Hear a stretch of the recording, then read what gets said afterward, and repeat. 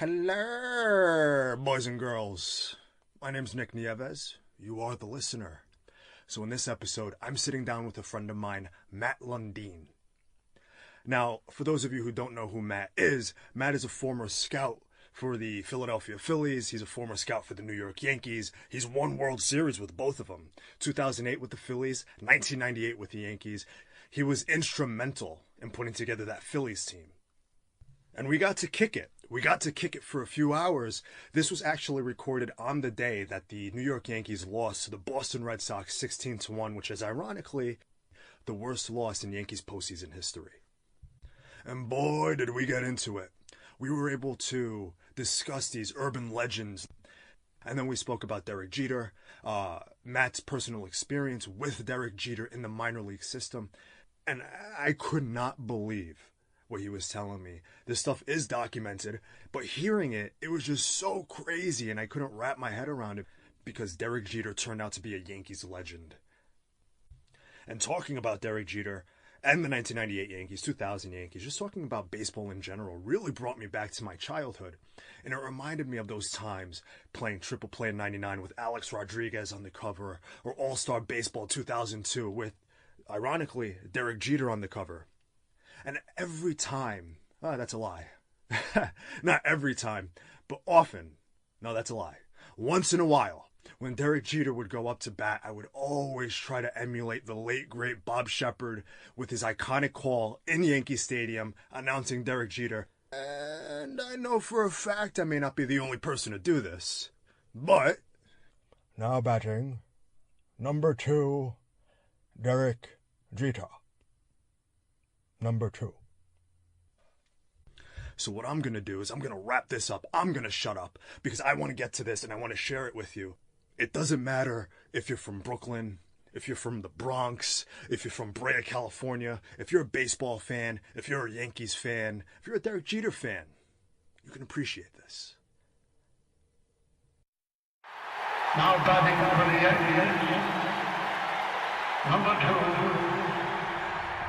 Derek Jeter, number 2.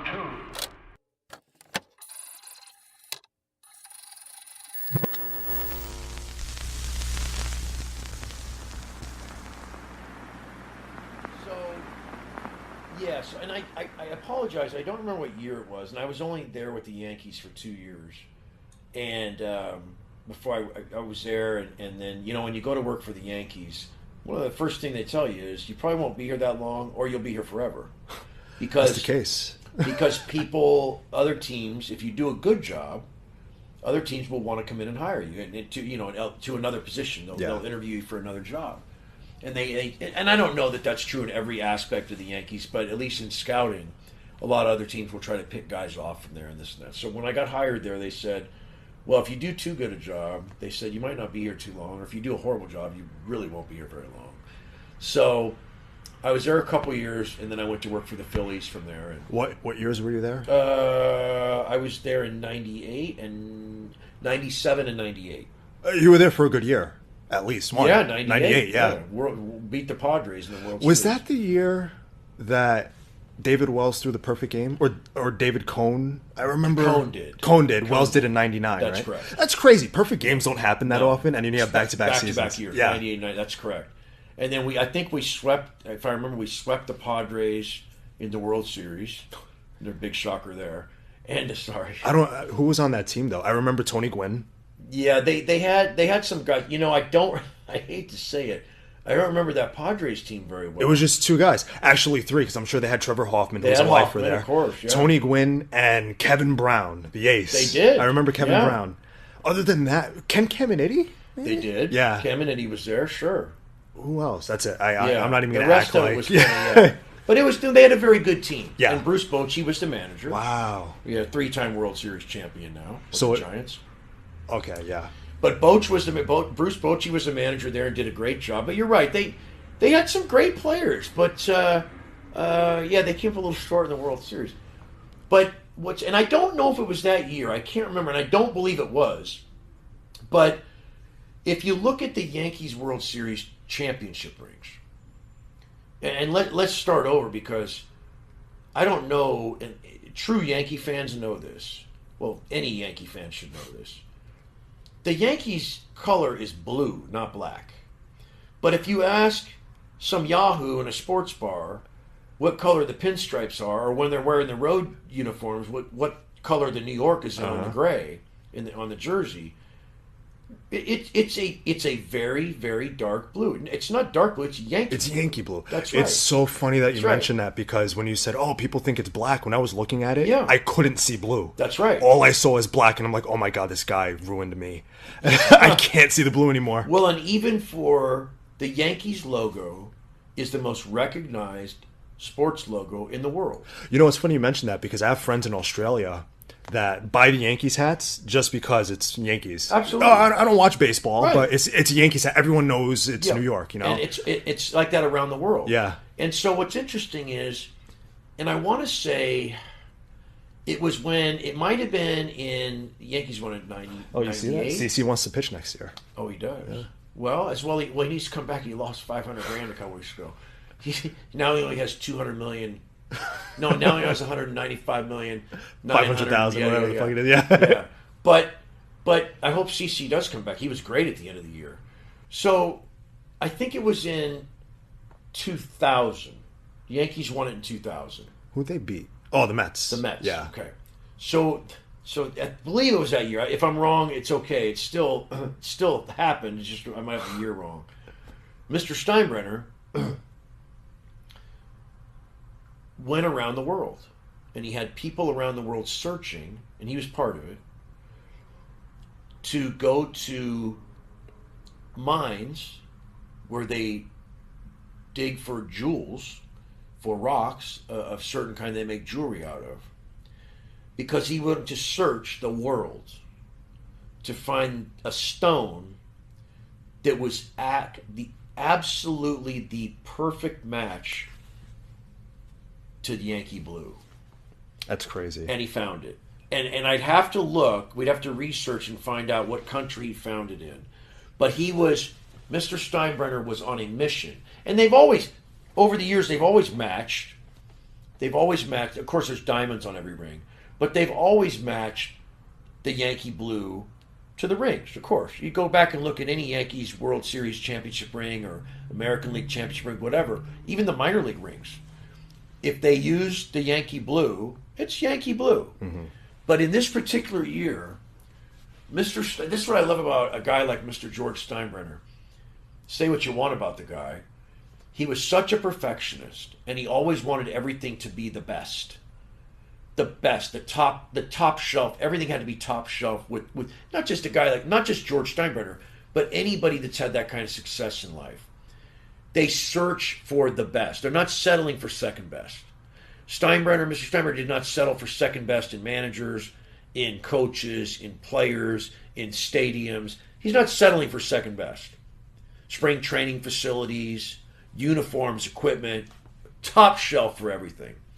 So it doesn't surprise me that he literally went on a worldwide search to find a stone, a natural stone on this planet that was a perfect match to Yankee blue. That's amazing. And it's so believable knowing he found it. Yeah, knowing how he was, because I remember I didn't know the guy obviously, but seeing what the tabloids would say about him and the type of person that he was, it's so believable that he would do something like that. That's really cool. And people can look it up. I don't remember where it was, but there was a country in the world where they found a rock, a mineral that matched Yankee blue, and that's what those rings were made out of in, I believe, the year 2000. They used that stone that he found in another country to make the Yankee rings. Speaking of that World Series, as a fan back then, having a Subway Series is so rare. But having it, Yankees Mets, it was just so exciting. Like, that's one time where, there was a big rivalry in the city. But at the same time, people were still kind of like respectful. Oh, congratulations, guys. We're going to still kick your ass. Like that kind of thing. Right. And it was cool to see. I was only 10 at the time. And I appreciated it because that was about the time when I was, really into baseball. And it was really exciting. And I remember my mom punished me. And I couldn't watch. I couldn't watch Really? TV. Yeah, I used That's to a get horrible punishment. yeah, but it's funny. I would watch when she wasn't home, and then when she would like come upstairs, I'd run and turn the TV off. Oh, I wasn't watching TV, and then she would feel the TV, and I get in trouble because it was hot. But watching baseball back then was so exciting. You know, with that Yankees team with Andy Pettitte, Derek Jeter, Mariano Rivera, Jorge Posada. I don't know, was Scott Brocious on that team? Yes. Scott Brocious. Oh my God. And then Chuck Knobloch, number Yeah. 11. Number 11 on the field, number Yeah. 1 in some Yankee fans' hearts. You Yeah. know? Not mine, because I Knobloch remember. was a stud. It depends on who you ask, because I remember.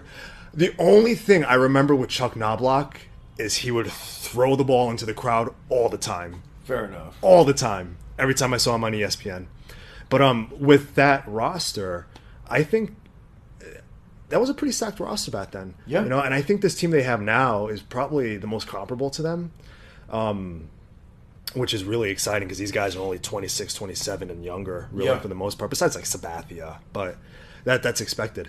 But, you know, back in 98, I want to go back to 98 with you. I love hearing this stuff because I remember watching I would it. say the most interesting thing about, and I don't, to be honest with you, I mean, you're talking 20 years ago now, and I was just a young scout, just kind of figuring my way out into that profession.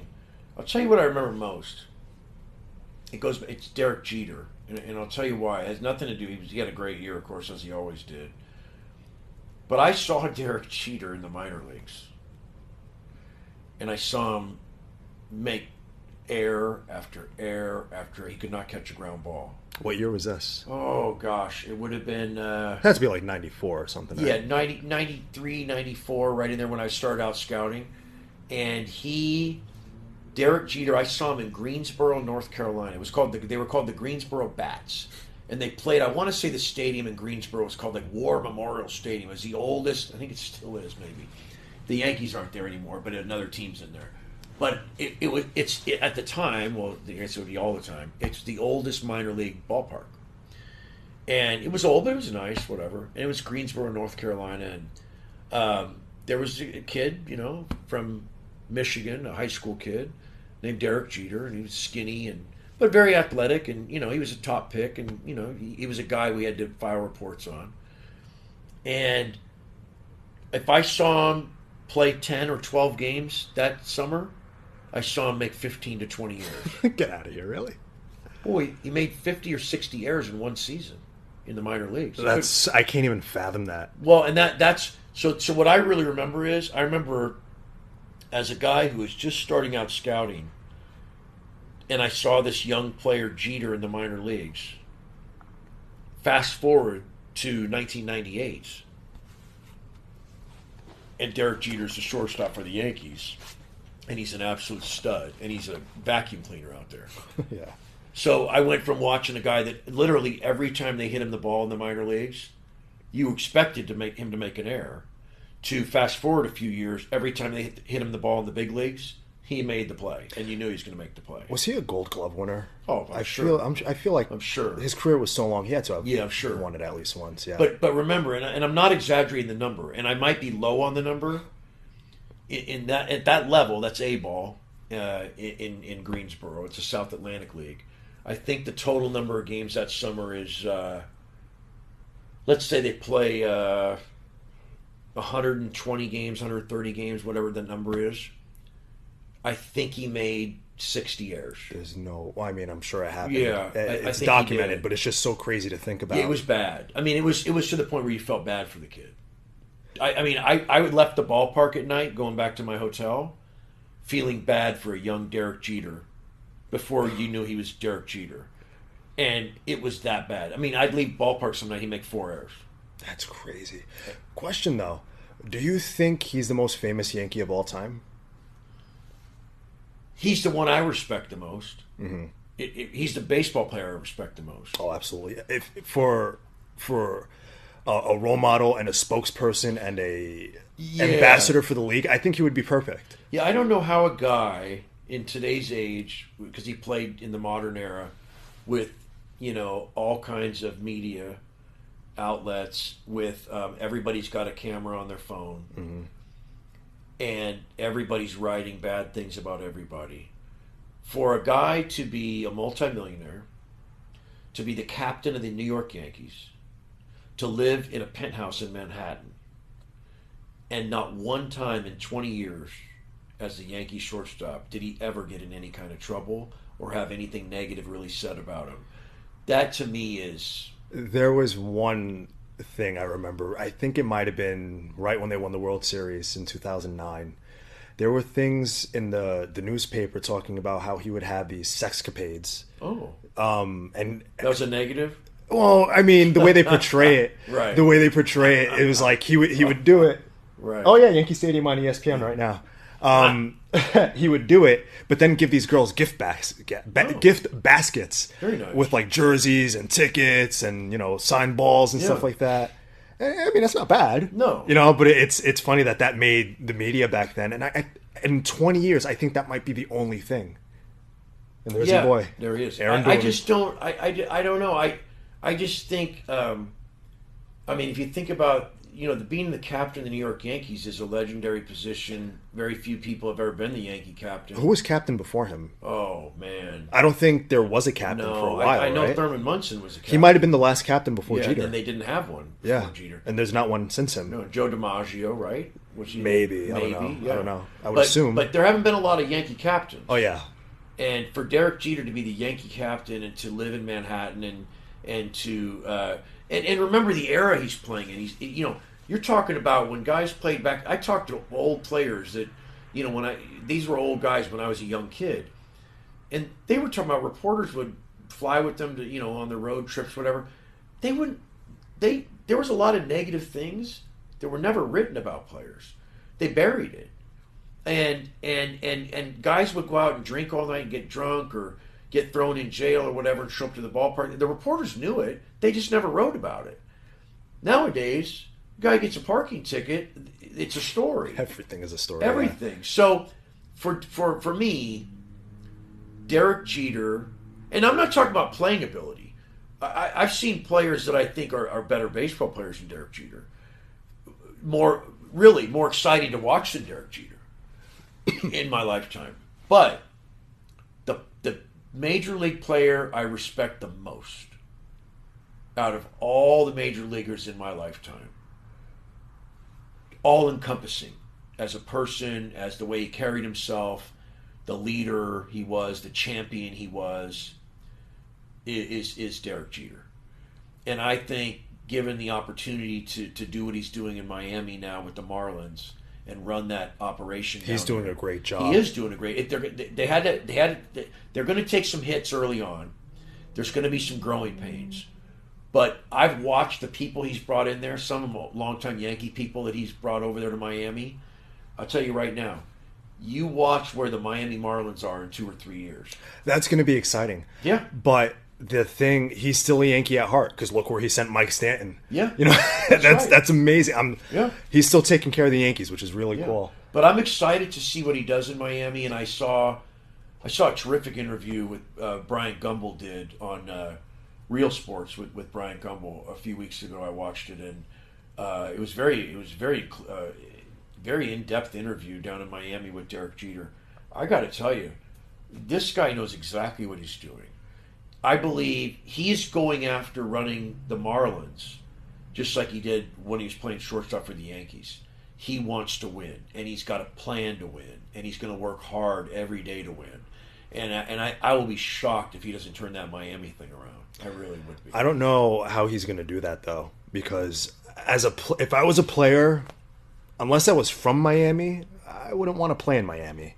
Unless you're brought up in the system. Well, I think what they can do is what the Royals did a few years ago. That's what they're doing. Yeah. And the scouting director they have there and the player development people they have there, that's what they're going to do. They're going to...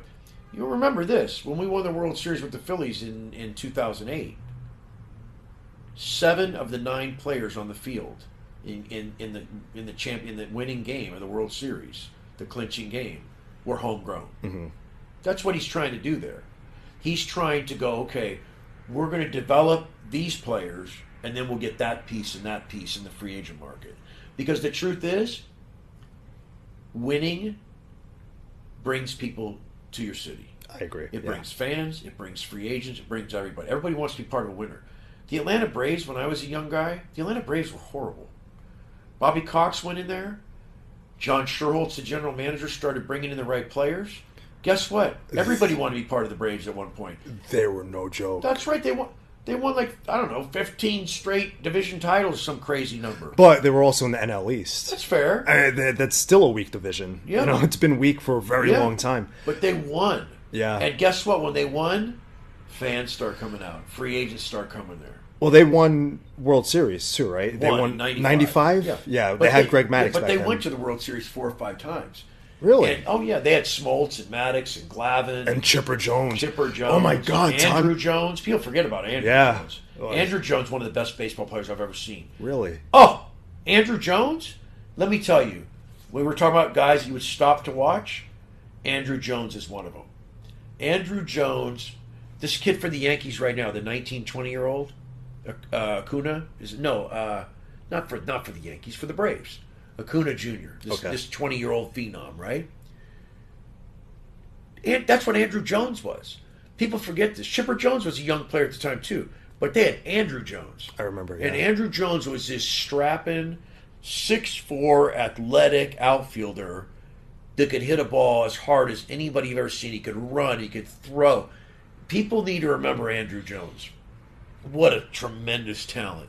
And I guess the only reason I'm equating the Braves to what Jeter's doing now in Miami, I believe 2 to 3 years from now, the Miami Marlins will be kind of what the Braves were back in that era. And that is a consistent winner with some great homegrown talent because Jeter has the right people in place and he's there to pick this talent. Then it's not just enough to pick the talent. You got to develop the talent. They're going to do that too because he's got the people to do that. And then they can become the Braves where they're consistently winning every year. And then guess what you do? Oh, that free agent wants to get paid and that team doesn't want to pay him? Well, come in here and help us finish the piece. Be the last piece of our puzzle. You know, they had 2 incredible players in their developmental system. Mike Stanton, and then they had Jose Fernandez. Yeah. And unfortunately, he died a couple of years ago. But had he not, I think that would have been a hotbed for free agents to go Well, they wouldn't have broke that up like they did if Jose Fernandez was still alive. Right, they wouldn't have sent Stanton to New York. And Yelich and everybody. But at the same time, well, maybe Stanton wouldn't have wanted to leave. Who knows? Yeah, when it's they all lost, speculative. it's such a sad thing. When they lost Fernandez, it changed everything in Miami. He was their number one. He's one a of franchise pitcher. Oh, for sure. He was top 5 pitchers in the world at the time. To be honest with you, it's sad that this guy lost his life, which is just, that's way more important than baseball. But it changed the course of the Miami Marlins. Yeah. No question. So, but I think Derek Jeter, boy, he was fun to watch pitch. Sorry, he was fun to watch pitch too, Fernandez. Wow, he was something. I think Derek Jeter, well, we'll revisit it. But I think 2 to 3 years from now, we'll be sitting there going, wow, the Marlins are pretty good. Yeah, look back on this and go, fuck, he's a winner. Right. He's a winner. I mean, winners win. That's what they do. You think Derek Jeter's not going to win in Miami? I don't know. I say this now because they suck. And I don't see. You know what? The Royals suck too, and they won a World Series 3 years ago. Yeah, wow. It's been 3 years already. 2015, and now they suck again. Is that when they beat the Mets? Was that 3 years ago? It was 3 years my ago. God! 2015. That still seems like last year, honestly. But remember, they were horrible. Oh, my entire life they sucked. And then they won a World Series. And they're still decent now, right? No, they're terrible. Oh, they suck lost again? 100 games this year. What? Yeah, they're terrible. What? They're back to where they were. But guess what? They got their World Series. These teams in smaller markets cycle. That's Yeah. what they do. They can't. The way the league is set up now, the Kansas Cities of the world, the Milwaukee's of the world, quite honestly, which they're having a great year. Colorado, yeah. Miami. These teams cycle. They can't afford, the way it's set up economically, they can't afford to be in the running every year. Mm-hmm. So what they have to do is pick their spots. Kansas City, my old scouting director is the assistant GM in Kansas City. I know exactly. Dayton Moore went down there from Atlanta. He was part of rebuilding the Braves years ago. Mike Arbuckle, his assistant GM, terrific evaluator, terrific guy. He's down there in Kansas City. They built it like they did the Braves. So they went from horrible to winning a World Series. Now you got players that are household names from the World Series. Now Those guys want to get paid. You can't really pay them. They go elsewhere. It gets broken up. You go back to being horrible. But guess what? If they don't panic and fire people, those same people can rebuild it again from inside. You got to build from inside. You got to build it with homegrown talent. I don't know the numbers, but if you go back and look at the guys on the field for the Royals, yeah, they got Johnny Cueto and guys like that back in that year. But those were add-ons. But if you go back and look at the heart and soul, probably not the right term because Cueto was great, but if you go back and you look at the backbone of that team in 2015 throughout the year, I'm going to bet you 70% of them were homegrown. Most likely, but the only person I can think of, if he was on that team, because he's a lifer in Kansas City, would be Mike Sweeney. Oh, no, Sweeney. Yeah, Sweeney was there. Right. But he retired years ago. Did he? Oh, did he win the World Series? No. Oh, that breaks my heart. That sucks. He missed it. Mike Sweeney's a Southern California kid. Yeah, Ontario, California. He was there forever. Yeah, terrific guy, legend there. Forever. But no, he didn't get a chance to win. Oh, that's so sad. That. I mean, maybe he works there. Maybe he's part of it. I don't know. It's not the same, though. It's not the same. Mike Sweeney was great, though. You know who else? You know who else was a Royal? People forget about this. Chuck Knobloch. Going back to Chuck Knobloch, yeah. Yeah, but who cares? I mean, but I will say this: I just think Jeter gets the he knows the recipe for building these teams, and he will do it. He will do it. Given the opportunity and the time that he needs, he will do it. It will be, dare I say, it will be the Phillies of the 2000s. It will be the Royals of the 2015 year. It will be, it will be the Marlins of back in the late 90s. They did the same thing. Mm-hmm. So Derek Jeter, he gets it, man. And I know who he's brought in over there to run these divisions, to run player development and to run scouting. They're in good hands. That's good then. Yeah. I mean, that's exciting for if you're a Marlins fan, for sure.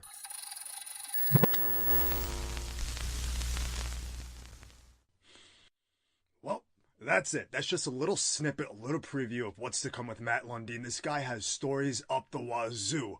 You're not going to believe. I've heard them all before, but I asked him to share it with you guys because they are so unique. They're so special. I just want to give it to the world. So, and you know what the crazy thing is? I put together the intro of this before I recorded the outro, and I edited the intro, and it's like, damn, this stuff is hard. It may sound a little messed up in the beginning, but you know what? I'm not a professional engineer.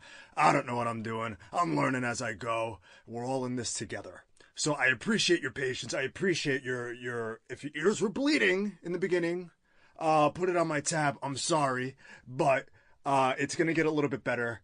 I'm going to work on it. We're all in this together. Like Zac Efron says in High School Musical, we're all in this together. I don't know the words. We're all in this together. I'm in my closet right now because my dogs are barking.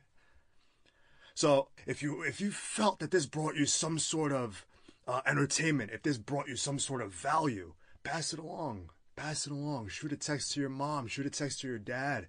Shoot a text to your Aunt Wanda. Shoot a text to your Uncle Cosmo. Those aren't aunts and uncles. Those are fairy godparents.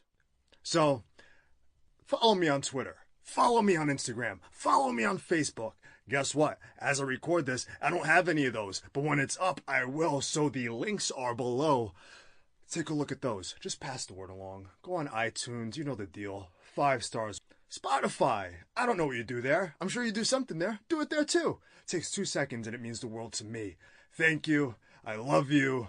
Nick has left the building.